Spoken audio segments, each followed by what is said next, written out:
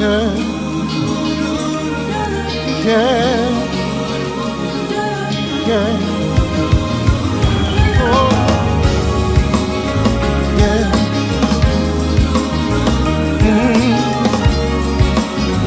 yeah,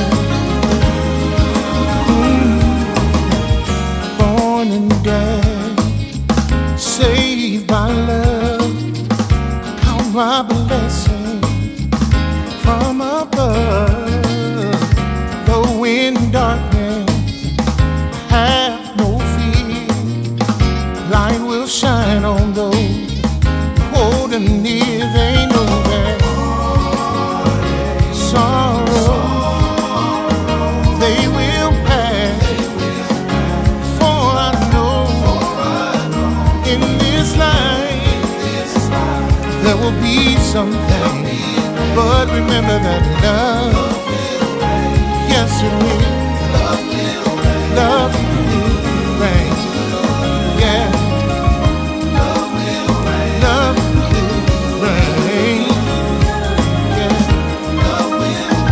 In my heart, I believe it. Love will reign. Oh, yeah. Yeah. Have a vision, it's clear and plain. People live and laugh, smiling again. Oh, see the children, they know no pain. Far from pressure, stress and strain. Oh, sorrow, they will pass.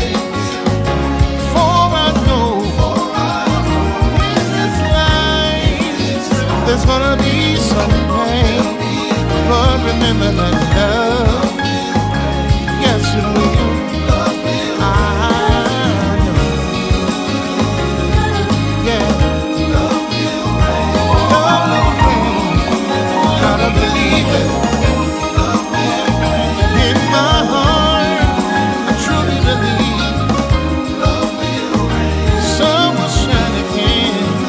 And love, I can hardly wait. We'll all be together. There'll be peace, peace, sweet peace, happiness and joy.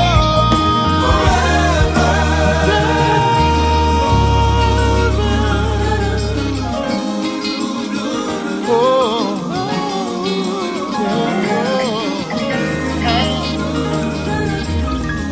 One day, someday, pain will be over and love will reign.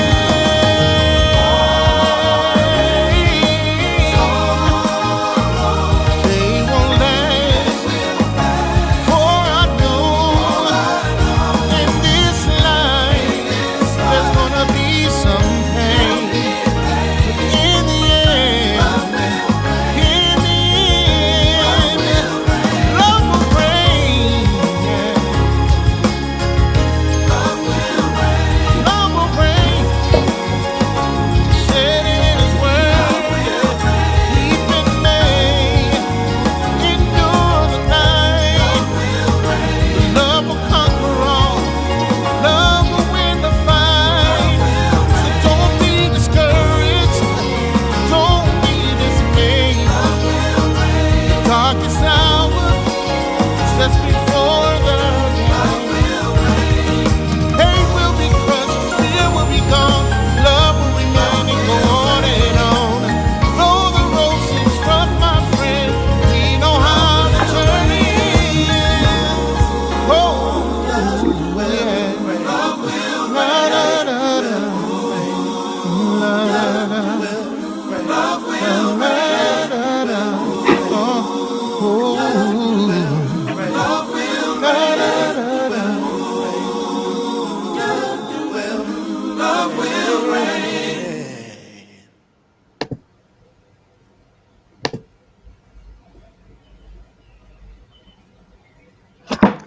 Love will reign.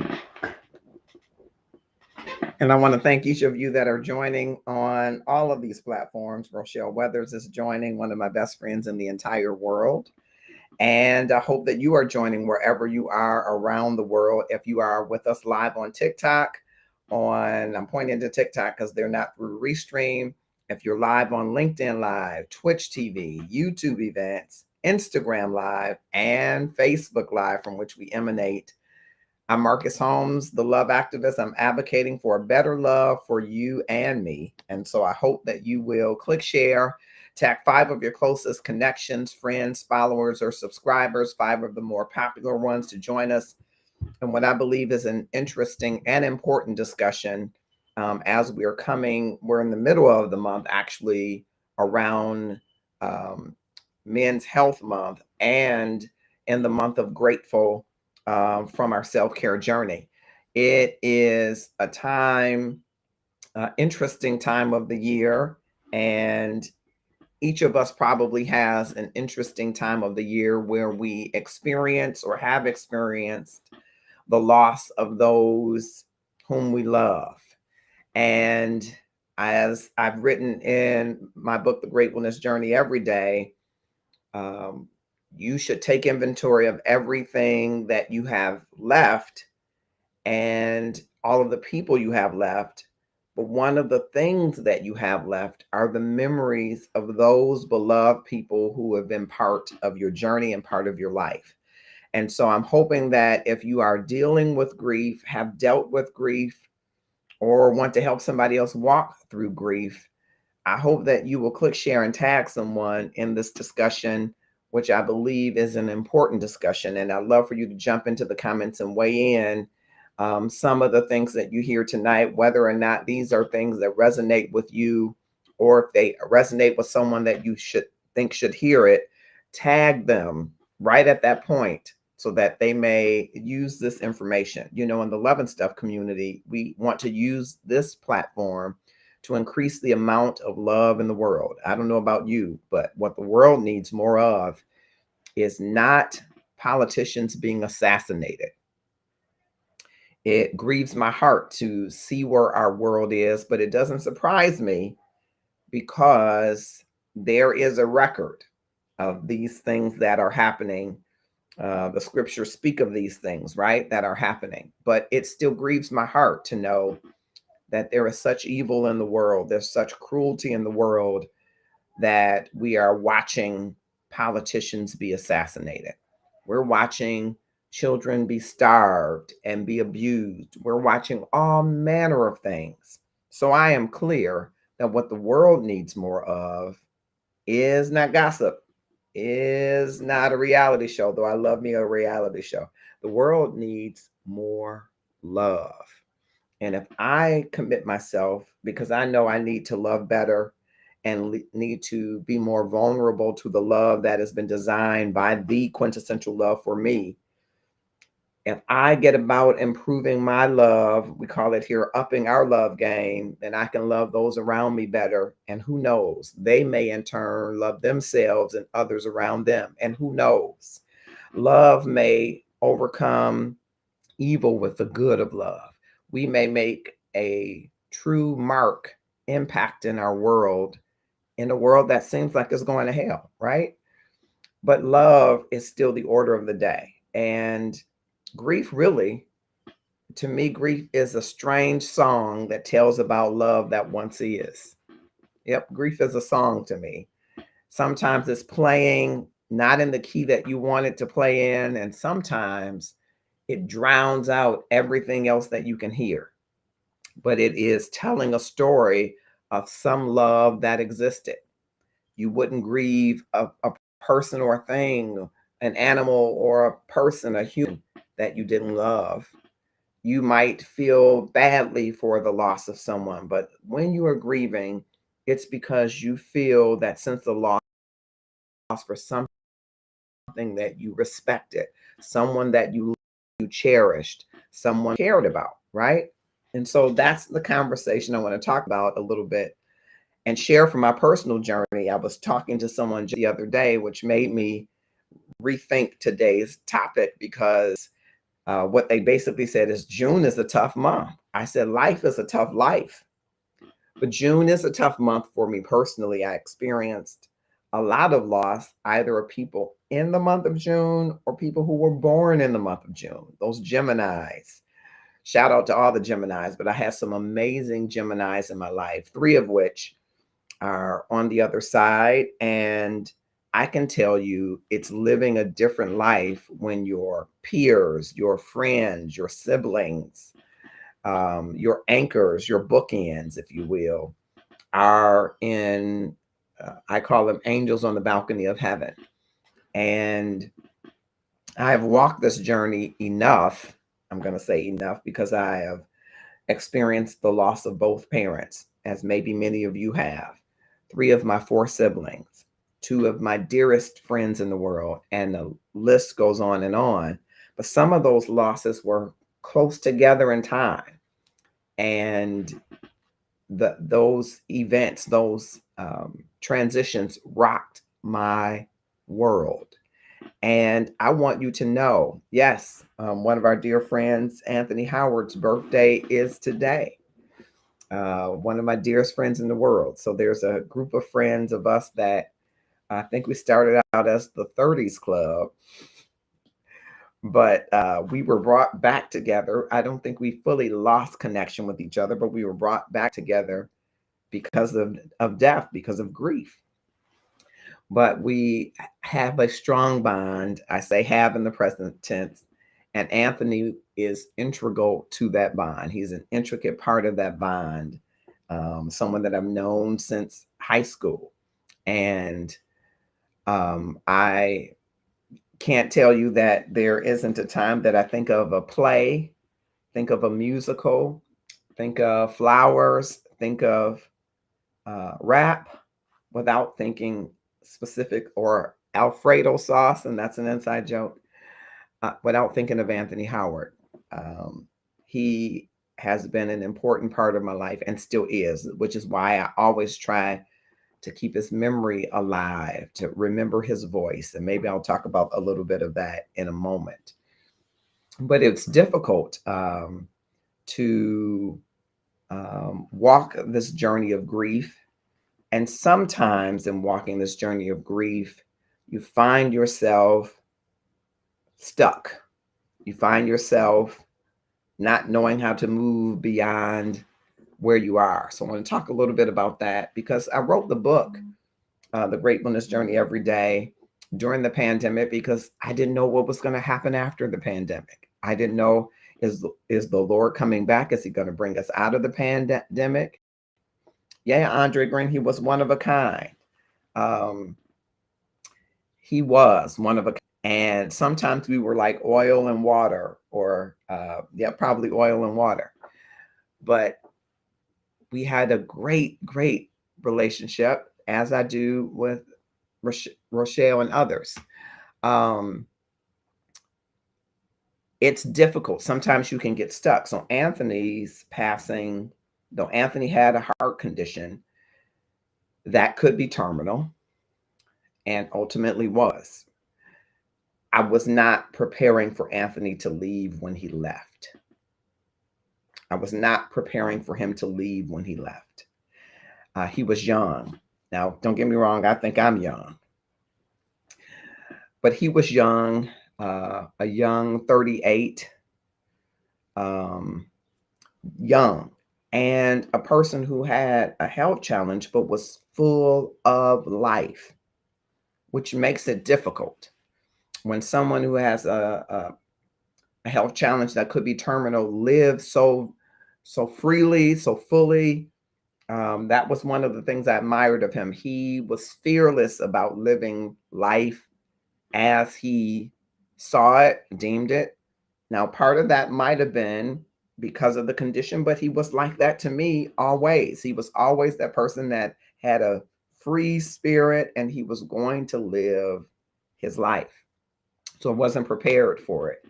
And I write in the book about the day that I learned of his passing. We had been roommates at a point, but we were not roommates. But at that time that he passed, and I thought, wow, this is really not happening. It was after some other losses that had begun to happen, but I couldn't really wrap my head around it. I was not wanting to leave him because there were so many things this guy had already done, but so many more things he wanted to do. He was a a a noted playwright and actor and you name it. If Anthony set out to do it, he was going to do it. And because he lived that way, I think I just wasn't in my mind thinking that he would leave, but I wasn't prepared to leave him in 2007. And in my mind, when I got to New Year's in 2007, I was just having a drag out, knockout thing with God. And I got, we can't leave him in 2007. He had been gone and buried. But I remember talking to God and saying, no, I can't leave Anthony. Somehow, some way we got to do this differently. I was stuck in a place, you see, around that grief. And you can get stuck. And I'm not so sure that being stuck is necessarily bad. It's staying stuck. And maybe we get a chance to talk a little bit about that. So prior to that, in 2005, in January and November, I lost a sister and a brother. I write that in my book. My sister Vanessa, I think the sweetest human I've ever met. She was the most gracious person I've ever met. She was gracious to her enemies. Now, she let her enemies know, I know you're my enemy. But she was gracious to her enemies. She was gracious to those that mistreated her. She was a gracious person. She was not a pushover, but she was gracious. And her passing was unexpected and sudden. And I write in the book how I was in the hospital, and when they told me and my nephew and niece that she had passed, I went back there with her. And I had this calmness about me in that moment that I still to this day cannot fully describe. But in that moment, it was surreal. And I think I went through the motions as most people do. I just wasn't prepared for Thanksgiving Day for my brother Stephen to never show up to dinner. He had a massive heart attack and died in his apartment. I was not prepared for that. And I remember calling Anthony to tell him the news, and he was with the some of the other members of the 30s Club, and I called and told him, and he thought that I was calling to tell him, hey, we found my brother, because we didn't know. We had to literally break into the apartment to get to find him. And he said, oh, you found him. I said, well, yeah, Anthony, but he's gone.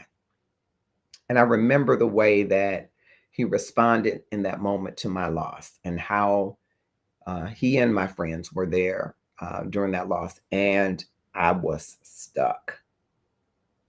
Stuck because I couldn't imagine that this would be my reality. So that's in the backdrop.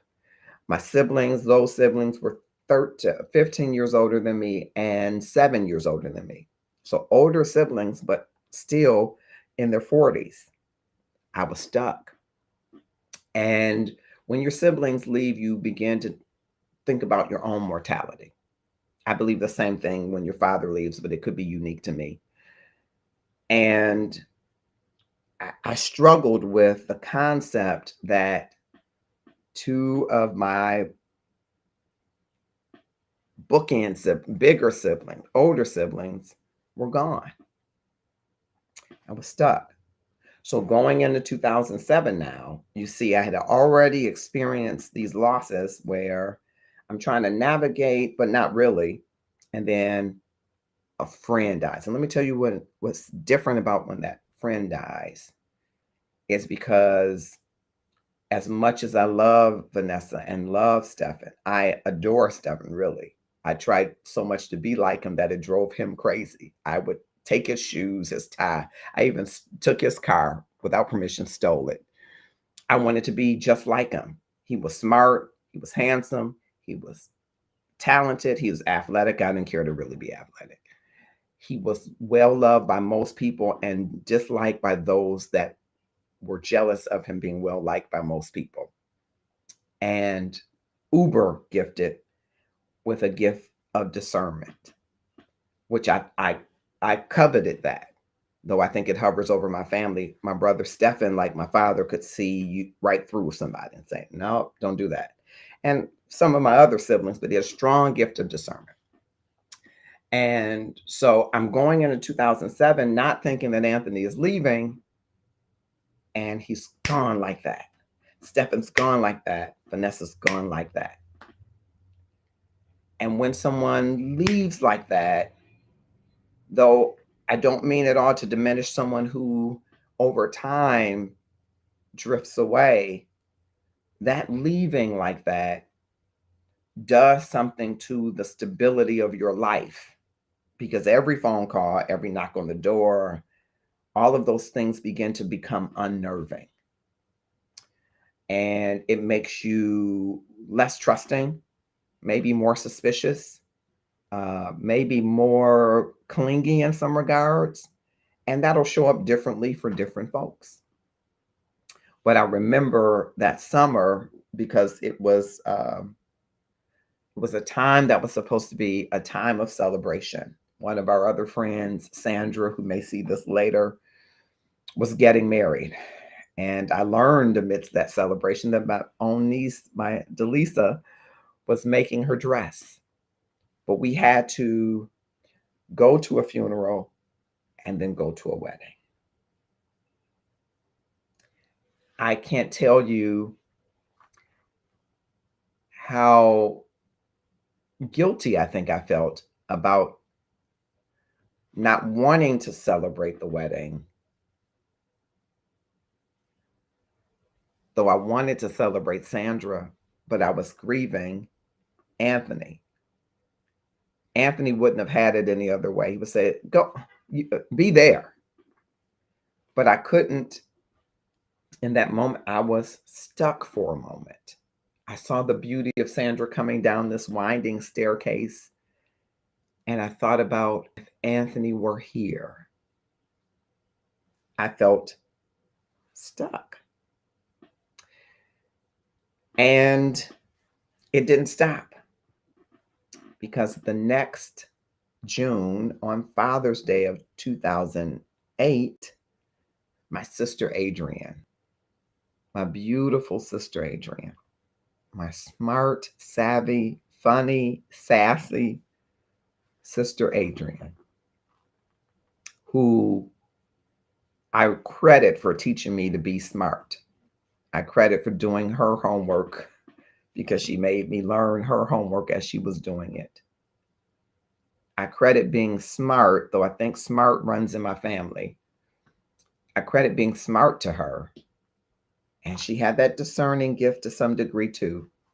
But she was a beautiful, generous soul inside and out.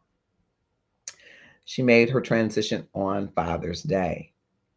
And I remember being at the hospital just after 7, taking my mom up there and calling back to tell my dad that she had passed. And my dad said, well, she's in a better place than we are. Now, I think my dad loved me. I know he did, but he loved his girls.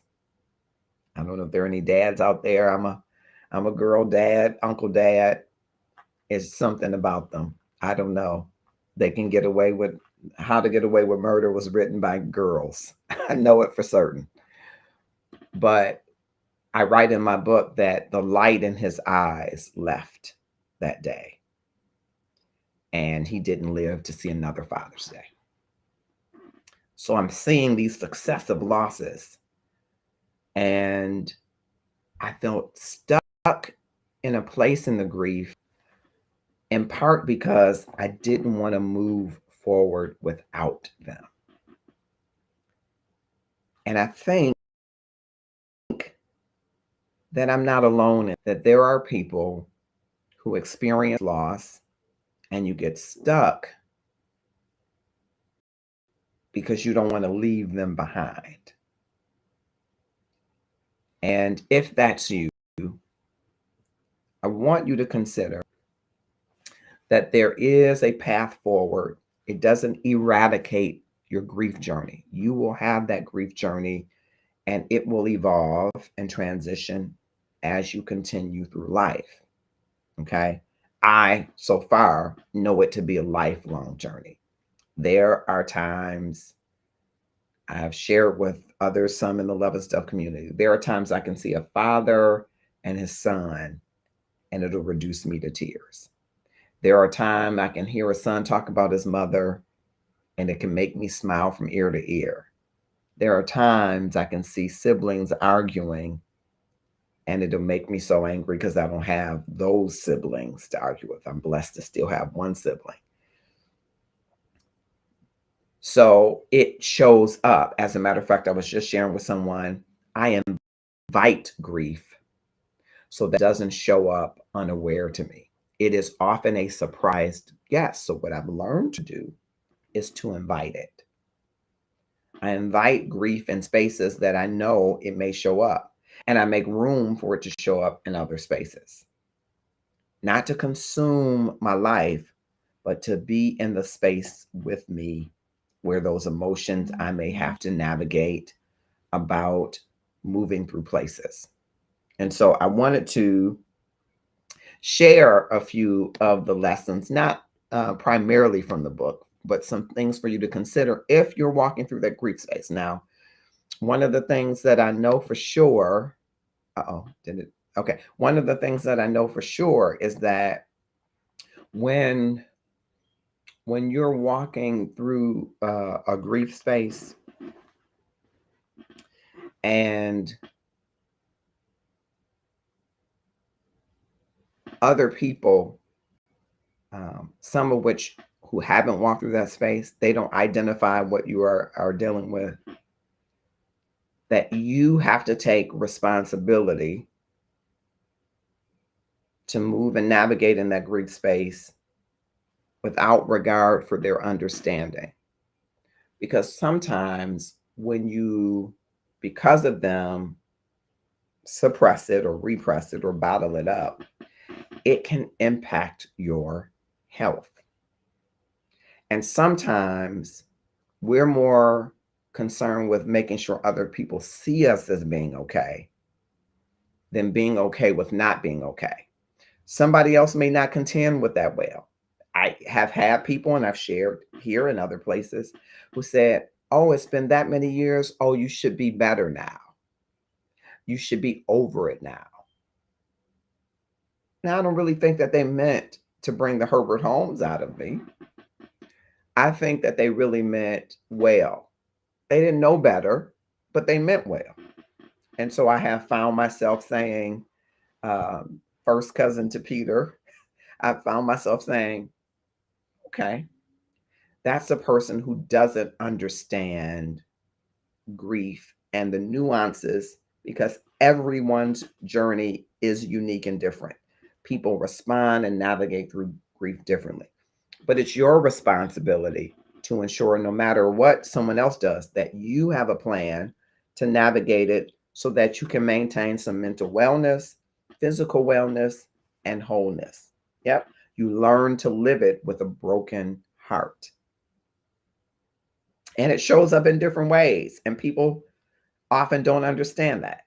And that's okay. That's the point I want to raise is it's up to you to be okay that others aren't okay with you not being okay. Just don't pretend like you're okay, because you don't have to. It's not to garner their sympathy. It's to walk in your truth. And that's difficult, especially if you're a person of faith, because people expect people of faith to just bounce back in a way that says that was nothing.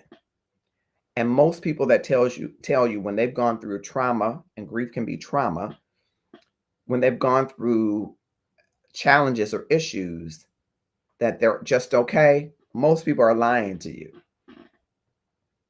Most people are not miraculously lifted up out of their grief, lifted above trauma, lifted above sexual assault, lifted above rape, lifted above all these things, and they're just okay. Some may tell you they are, but most are lying. And what I hope to do with this platform and others is create a safe space for people to not be okay. Christian or not, faith-based or not, because you are a believer doesn't mean that we should believe that you're always okay.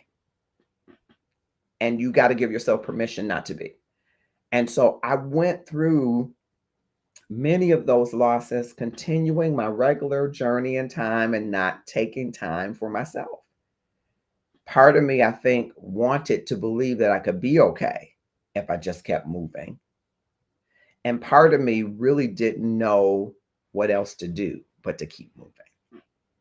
And so I want to um, help others have that space. So my friend Rochelle said, punch them in the throat. That's my dear friend, and don't meet us in the back alley because she gonna win. The hardest thing to remember and believe during grief is that you will have joy again. Life will be different, but it will be good again. Yeah, it will be good again. And even if it has ebbs and flows, Aria, as I know you're walking in this journey, it's okay that it's good, and then it doesn't feel so good, because those things have a way of working themselves out for your good, right? But what I want to impress upon people and build on your point is that, and it's okay if you don't feel joy in that moment, if you don't feel that life is okay. It's okay not to be okay, and it's okay not to try to present to others as if you are, if you really aren't. Okay, but I think that's a great point, and thank all of you for joining. Kamal Williams has joined us. Bernard Morgan has joined us. Thank you so much. Mahassan, thank you. Hello, sister Tracy Robinson. Mercedes, whose mom just passed. Oh, this is relevant. Anthony Howard's on my mind. Excuse me, Andre.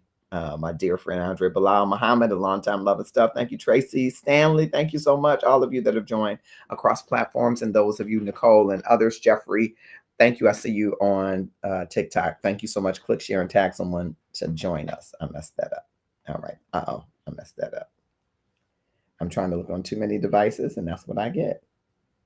Stick to one. That's what I get. All right. I just lost the comments. Okay.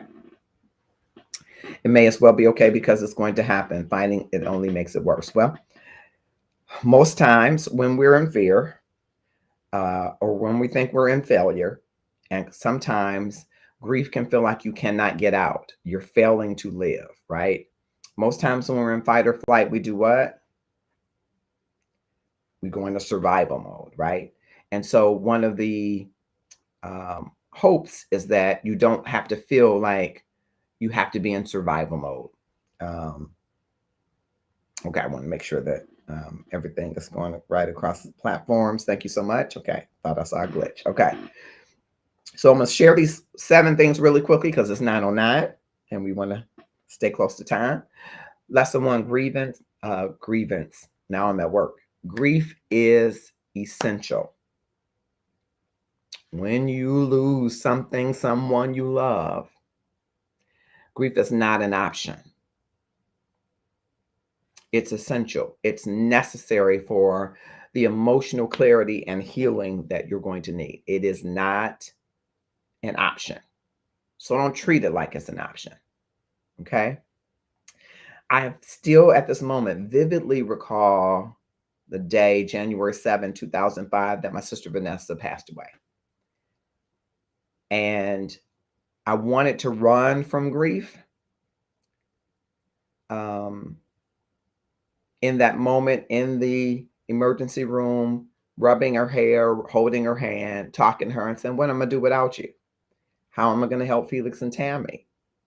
I felt in that moment a calm. And then I felt like I was being guided to clarity rather than anger or confusion. And while I was trying to be what I thought I needed to be strong for them, especially for Tammy and Felix, I had to make room and space, though I had some stuck places here. My sister was the calming agent If she was upset, we were all upset because she was a calming presence. So once everybody got together at her place, and um, my mom was inconsolable because at this place in their life, they were like friends. They were like girlfriends more than mother and daughter. I learned an important lesson that I want to share with you. Acknowledge that grief openly. It's an important step toward healing. Now, for some of us, the acknowledgement is saying it aloud. For some of us, the acknowledgement is saying goodbye in this present form.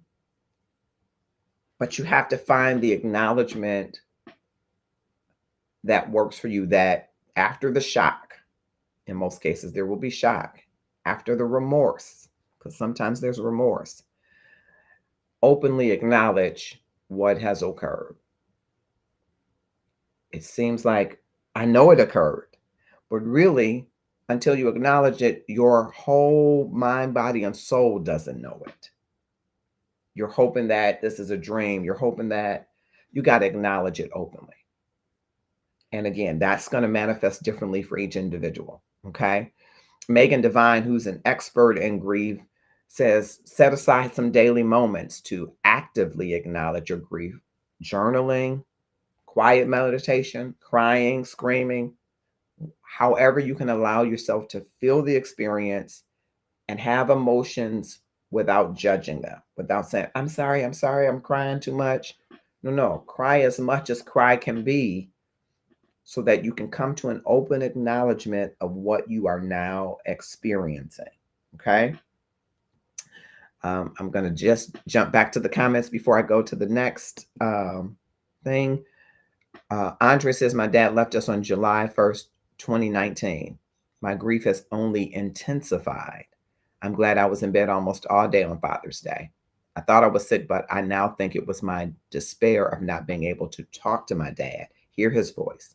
He left me a voicemail on my birthday 7 weeks before he died. I listened to it often.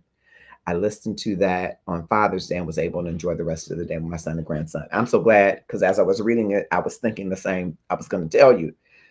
And again, each person's loss, and I know how much you love your dad, and I do know how proud he would be of you and was of you. But capturing that voice, I can still hear my dad's southern drawl. He had the southern drawl. I can still hear my mom's voice. And people cracks up when I do that, because that's how I have to describe my mother when I'm talking about my mother to people. I'm talking in her voice.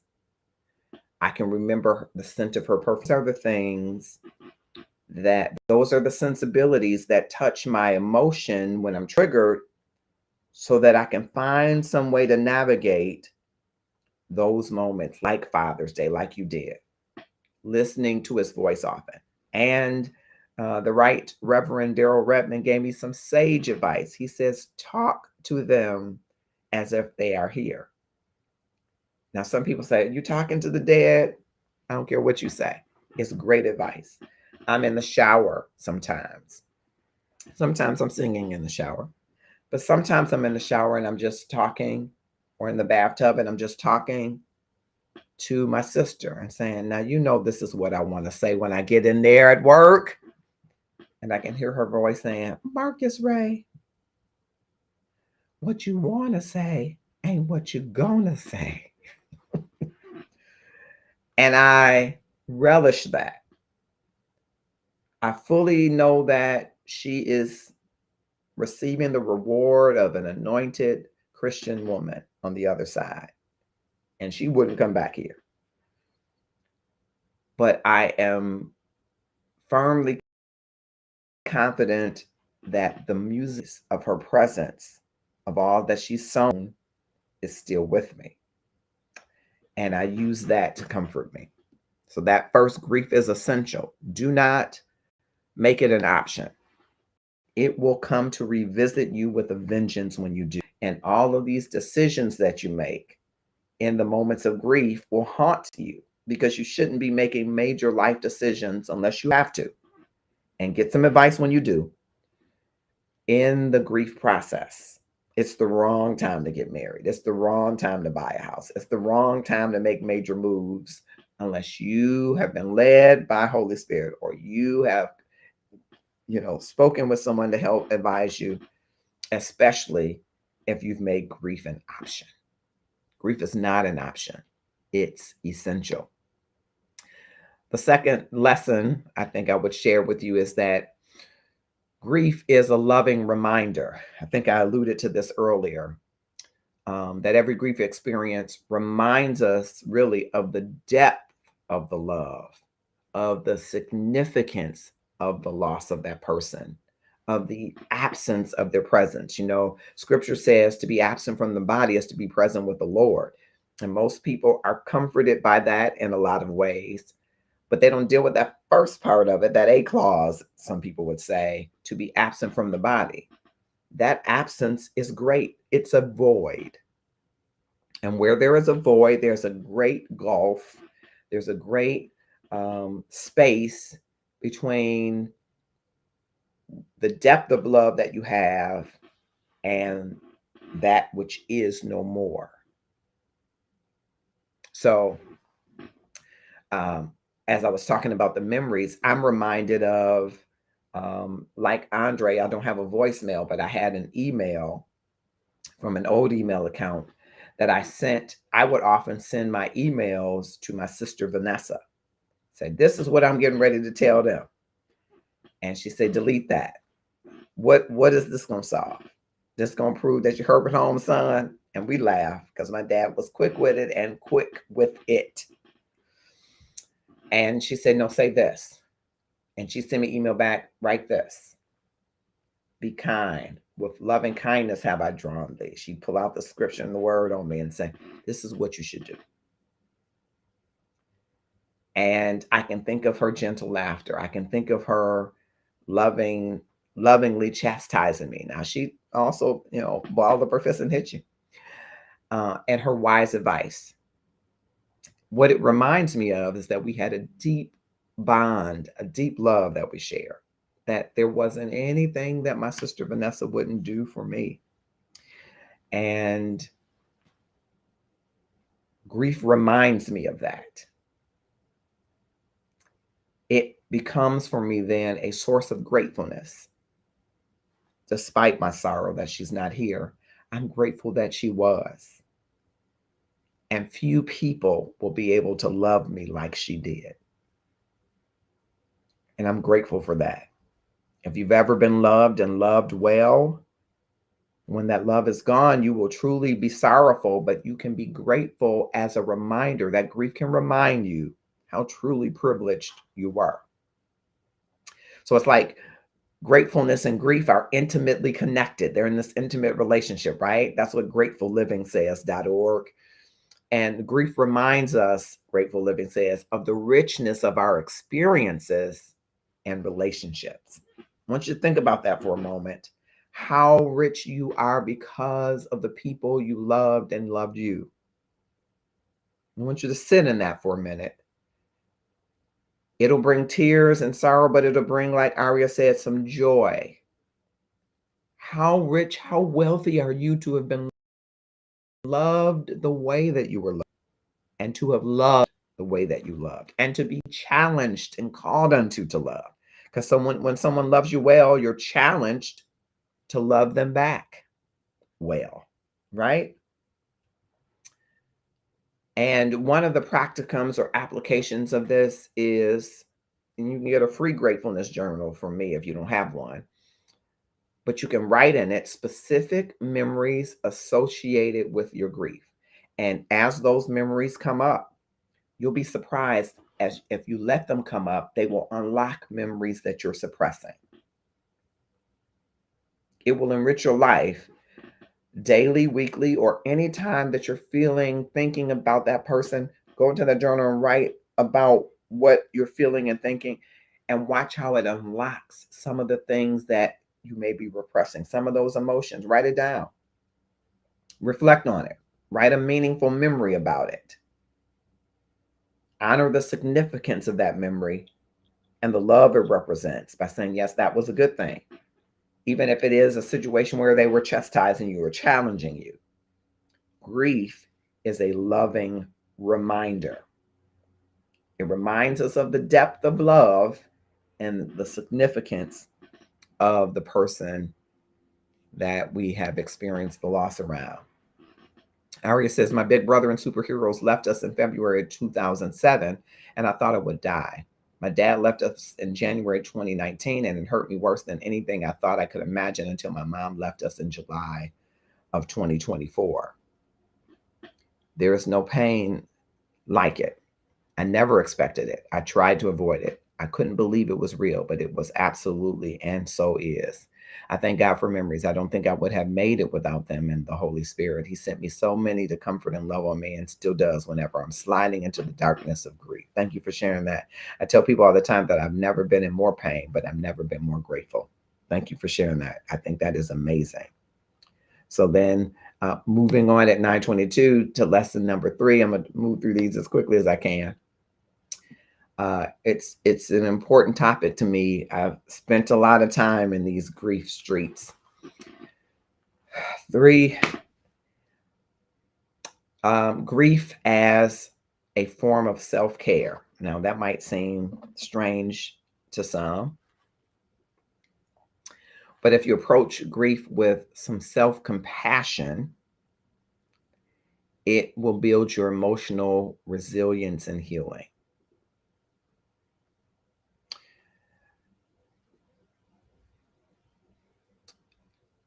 I've seen moments of profound grief. Sandra Moraney, I think, has come on TikTok.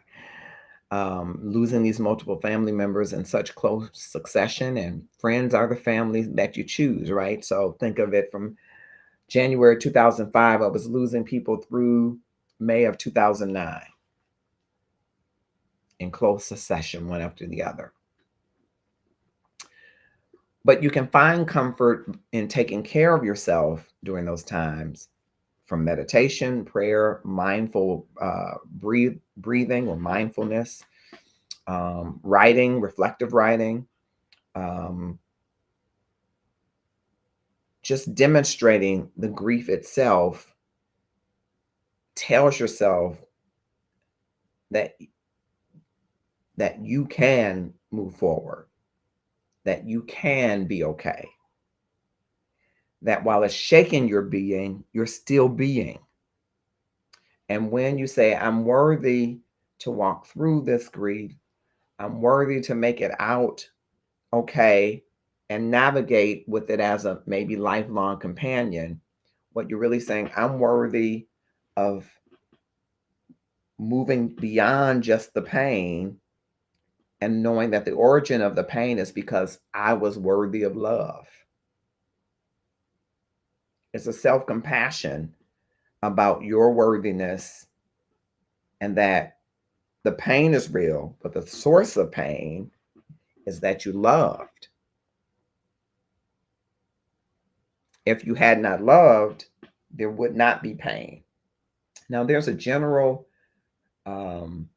pain, if you will, when you hear about someone that you never met. Like I never met the politicians who were the politician and family that was assassinated couple. I never met them, but it did pain me to hear the story. But it's not a pain from love, right? It's not a pain because I was in love relationship with them. Grief's source of pain is love. I know that seems strange. So no, it's the death. The death itself severed the way that you loved. Now you have to evolve the love, right? But if there were no love, would you have the same pain? So there is some place in there for self-compassion because you are worthy. You know, we believe self-care is your love and your gratefulness speaking to your worthiness. And so you're grateful because you were worthy of that love. Somebody loved you. And now that love is not present. And how you care for yourself helps you walk through the grief. And I know that's hard to do because sometimes you may not want to get out of bed or wash your face or wash up or eat. But those are important responses to navigating grief as self care. So, your emotional and physical well being reinforces your capacity for self compassion and for resilience so that you can bounce forward. Now, going forward doesn't mean that the grief doesn't come and show up, but you can embrace it and say, even though grief is showing up, I'm still going to care for myself. I'm still going to practice self compassion. Okay. So it could be gentle physical activities when you're grieving, such as walking or stretching or yoga. And treat these as important, maybe even sacred rituals that help to honor your emotional needs as you're walking through grief. You've got to find yourself worthy to be cared for, even though the person that maybe you love the most in this world is no longer present. Okay. Lesson 4, and I'm moving on. It's 9:27. Grief anchors you in the present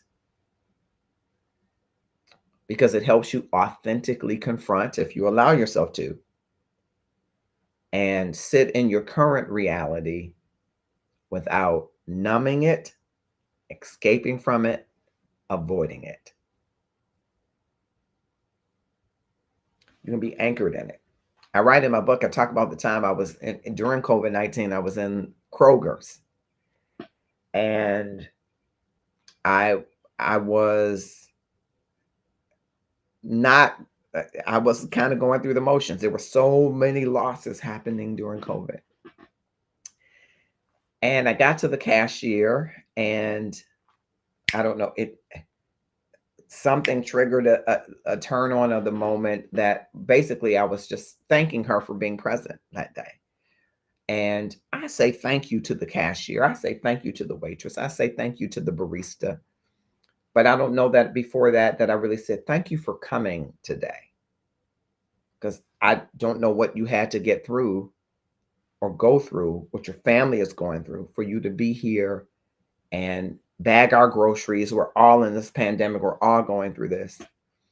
And tears started to roll down her face, and they started to roll down my face. And we hugged, we embraced. And I felt like Vanessa was there with me. And I was like, where did that come from? It was me being anchored in that moment, experiencing the loss. We had seniors at the church who, um, this dreadful disease claimed many seniors and many lives. And in that moment, I was anchoring myself in the present reality that amid all of these deaths that we were experiencing, I got this emotional clarity and this presence that allowed me to authentically engage in life, even though death was all around me. I imagined during that time being in the valley of the shadow of death, though trying not to fear evil, right? And it was so much, it was overwhelming to a sense. But it was a real life exercise in what's called sensory mindfulness, identifying the little details and what you see and what you hear and what you feel, both with the touch and what you feel in presence and spirit and essence, to bring yourself fully into the present moment during intense grief or intense trauma or intense fill in the blank, right? It is that grief can anchor you in the present in a way that you sit in the reality of it so that you don't try to escape it or numb yourself. A lot of people numb themselves with drinks and drugs and sex and whatever they can find. There is the opportunity when you walk through grief to anchor yourself in the present reality and give yourself permission to do that. Number 5, grief builds future foundations. um, because when you embrace it, it can strengthen your ability to navigate your emotions and help you face future life experiences with greater resilience. I didn't want this lesson because I didn't want to be helping people through their grief or talk to people about grief. I didn't want to have the experience so that I could share it with other people. I really did. I'd rather have my sisters, my brother, my parents. But it's built greater resilience in me to go through it and share it, to go through it and recount the lessons that I learned. It has given me an emotional foundation. Now, it's shaken sometimes, that emotional foundation, but it's given me greater resilience for the losses that came after that, for life's disappointments that came after that. It helps you to build resilience. I love my sweetest sweetie girl in the whole wide world, as most people know. She is one of my nieces, but she's more like a daughter to me. And after losing her mom, my sister Adrian, on Father's Day, kind of stepping in the role, stepping up to help to care for her, it provided me an emotional foundation for newfound strength, for newfound purpose, newfound direction. I wouldn't have asked for it that way. We already had an amazing relationship, but it built something in me that I can hardly even describe. I can hardly even voice it. It's a resilience that we're going to keep moving forward, and we're going to keep graduating and appreciating and growing and glowing and being, that I don't know that I had experienced before. It reshaped me, and it helped me to navigate her adolescence, teen, and now young adulthood, um, increasing my empathy, my resilience, and deepening my love. It's built a future foundation. Um, and I guess what I would encourage you to practice for that one is find work, mission, vision, action, ministry that you can use the grief for inspiration for. So that might sound strange to some, but if you lost a partner, can you be a companion to someone else, a support group to someone else? Can you invest in community service with your time? Are there creative projects that your loved one had that you can pick up? Are there things you can do in their memory? It gives you an empowerment and a sense of purpose that shifts the emotional foundation. It actually helps you to build a more resilient foundation. Okay. We're at 9:35. Aria says, I think that's why my mom got a puppy just before she passed. She knew I would need a reason to get up every day. Yep. Gail Arnold Bradham has joined us. Thank you so much. Love her so much. She understands this grief journey, as many of you do. Lesson 6, grief is courage, not weakness. It requires courage, especially for men and especially for Black men, because we've been taught to suppress emotions, not to cry, straighten it up, tighten it up. But expressing grief openly is courageous. It takes courage, and courage moves you to healing faster than weakness does. Because courage requires a vulnerability that stands up and speaks up and doesn't cower down in weakness. Okay. Sharing openly about your grief journey in public forums and community circles or just among your own space, it reveals a vulnerability, and it is a courageous, empowering act. It's one of the bravest things you can do. It challenges societal norms and it fosters authentic healing. But we're often told the opposite, right? Don't cry. It's going to be all right. Someone told me that once. Don't cry. It's going to be all right. And I said, it's going to be all right even after I cry. But I need to cry. I need to scream. I need to run. I need to do whatever I need to do. And it's going to be all right after that. And after it's all right, I might do it some more. But we got to establish, foster, join, promote supportive communities where expressing grief is normalized. Now, there are cultures that express grief different ways. They have parties and dance, right? There are some that go into almost a sackcloth and ashes type of mourning, right? But the open expression, authentic expression of how you feel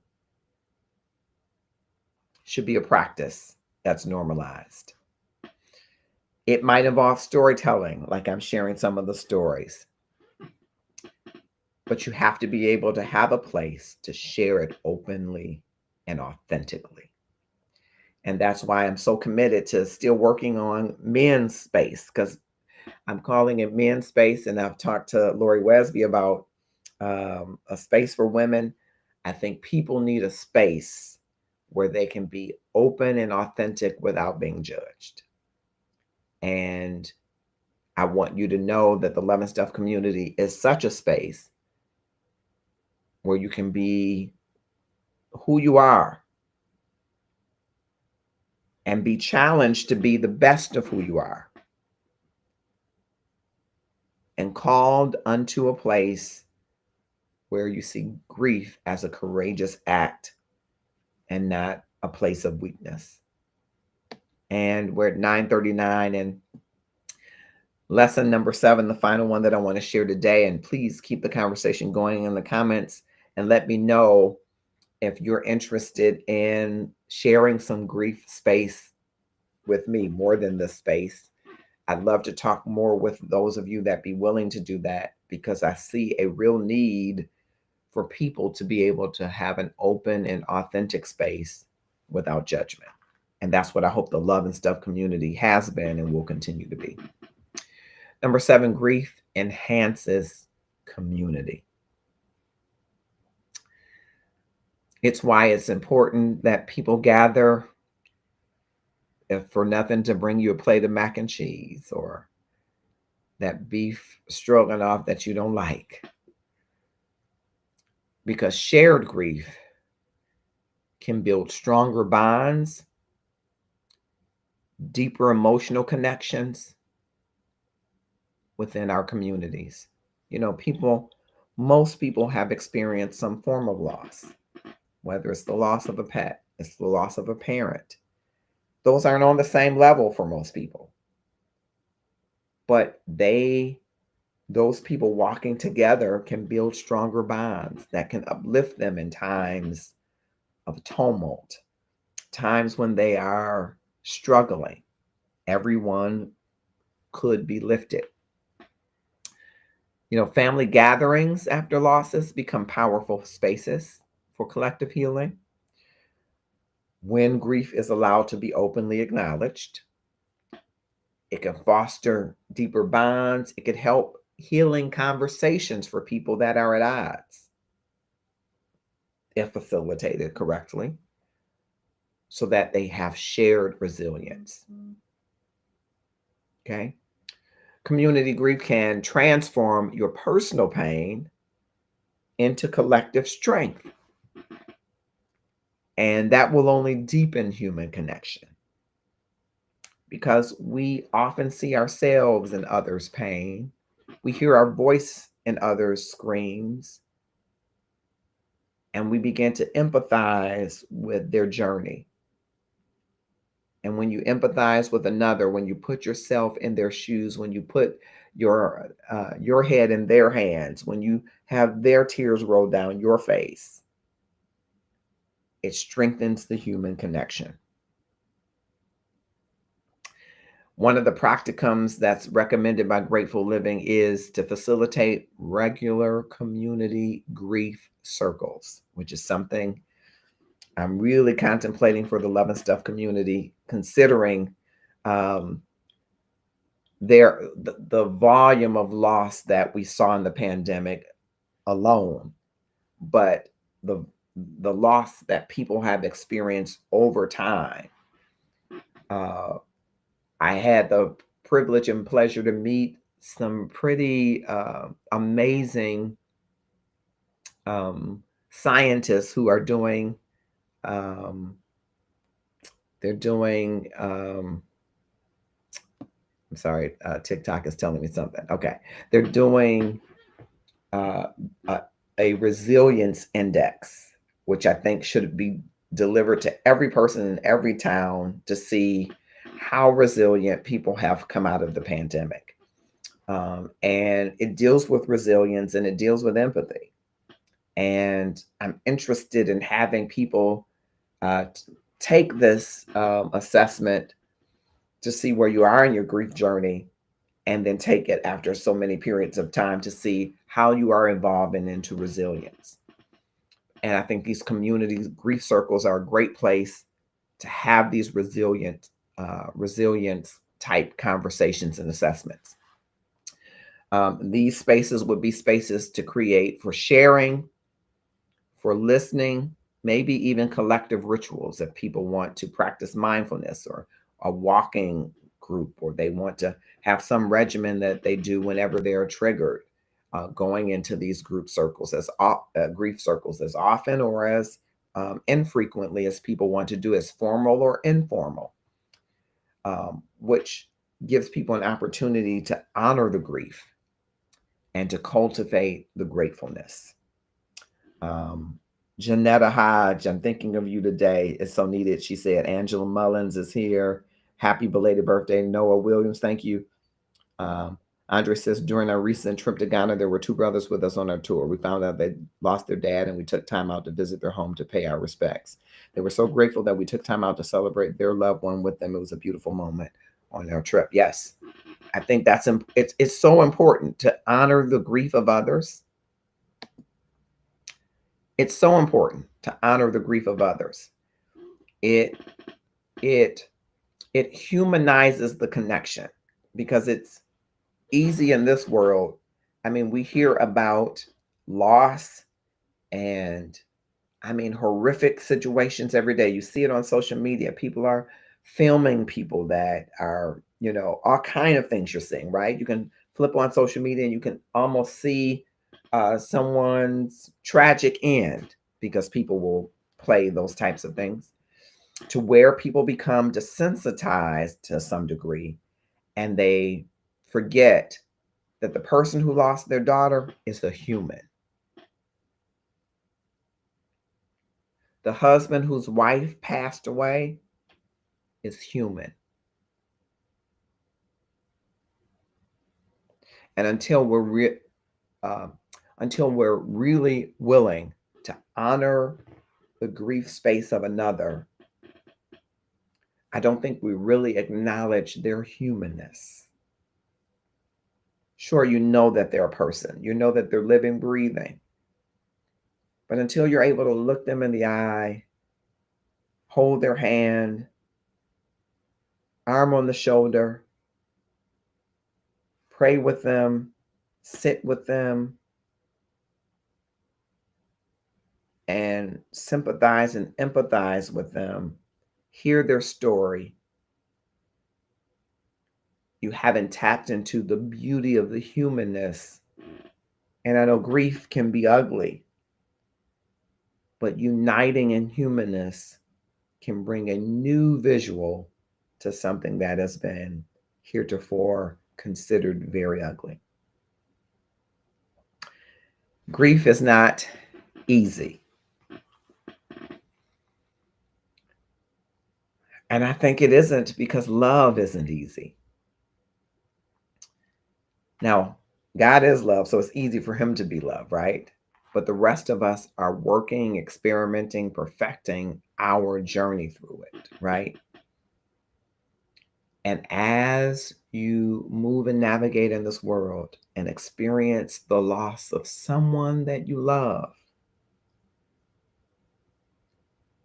you began to see that grief is a powerful reminder that you did experience love.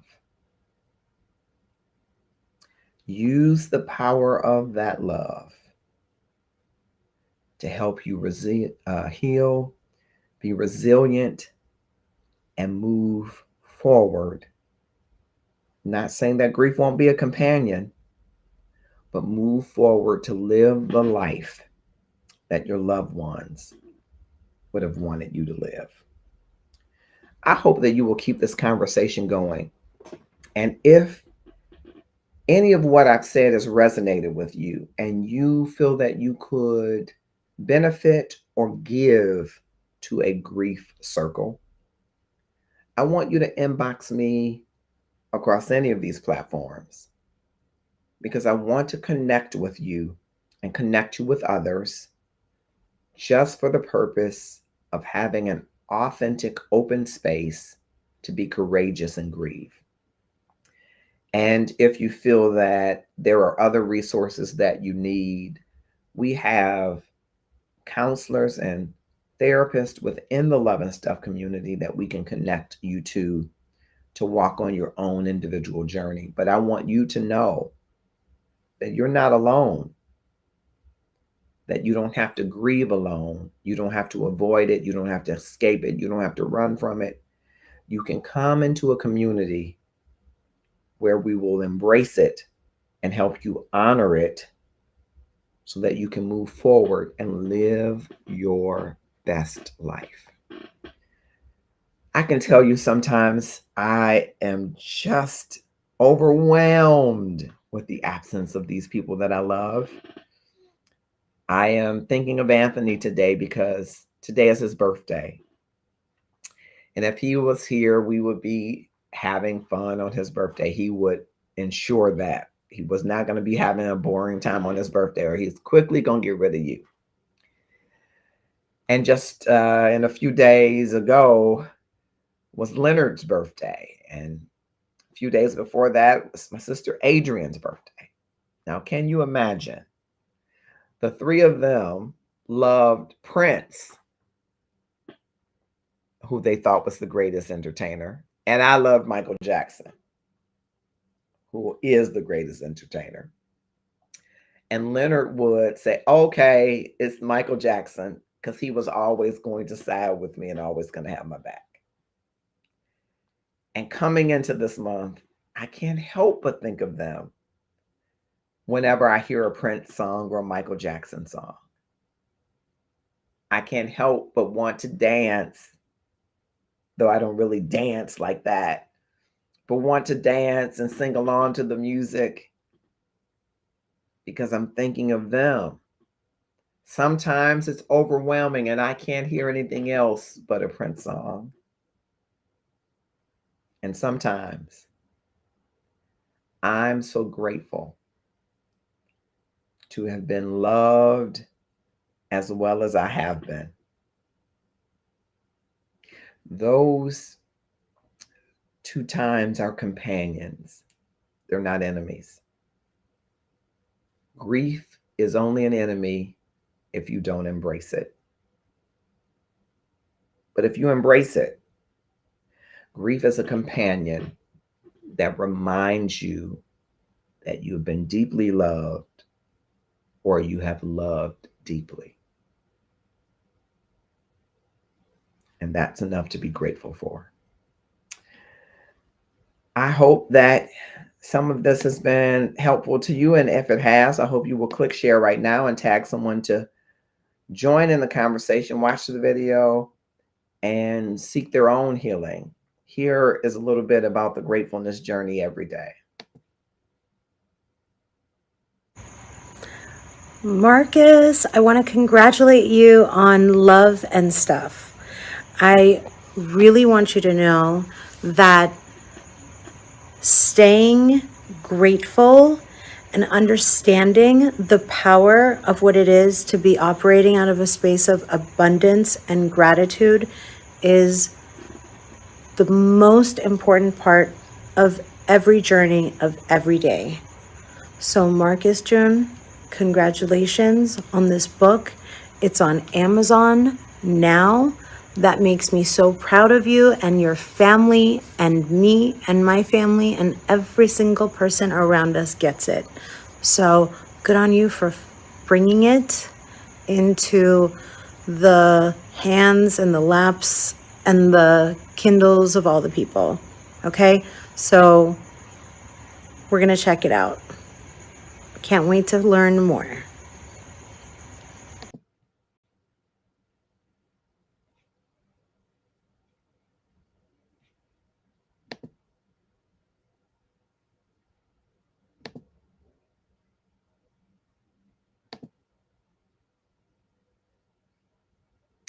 I want to thank MJ from Shaws of Sunset, if you recognize her from that reality show. Her husband uses the power and practice of gratefulness to help with his temperament. Gratefulness has so many practical applications, including grief, that it can transform your life. And so the Gratefulness Journey every day is a book that I've authored. It is available. And I wanted to just share that with you. So thank you for joining us on TikTok, on Twitch, on YouTube events, on Instagram, on LinkedIn, and on Facebook tonight. I hope you will keep the conversation going. I'm Marcus Holmes, and what the world needs more of is love. Are you committed to improving the way in which you loved and making yourself more available to be loved? If that resonates with you, go to the Love and Stuff community page and click that notification bell so that you can be notified whenever we're together. Join Sports Talk with Kamau and Felix on Saturdays at 11 a.m. Eastern Standard Time. Those fellas love sports, and you don't want to miss that. Have a grateful night. I'm so grateful that you are here with us tonight.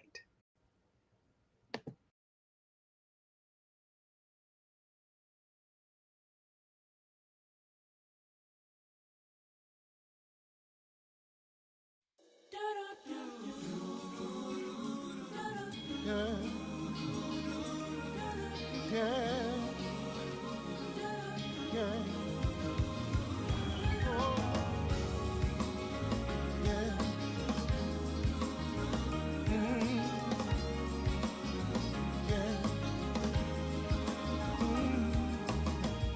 Born and dead, saved by love. Count my blessings from above. Though in darkness, have no fear. Light will shine on those old and near. They know that sorrow they will pass. For I know in this life there will be something. But remember that love, yes it will. Love will reign. Yeah, love will reign. Yeah, in my heart I believe it. Love will reign. Oh, yeah, yeah. Have a vision, it's clear and plain. People living life, smiling again. Oh, see the children, they know no pain. Far from pressure, stress and strain. Oh, sorrow.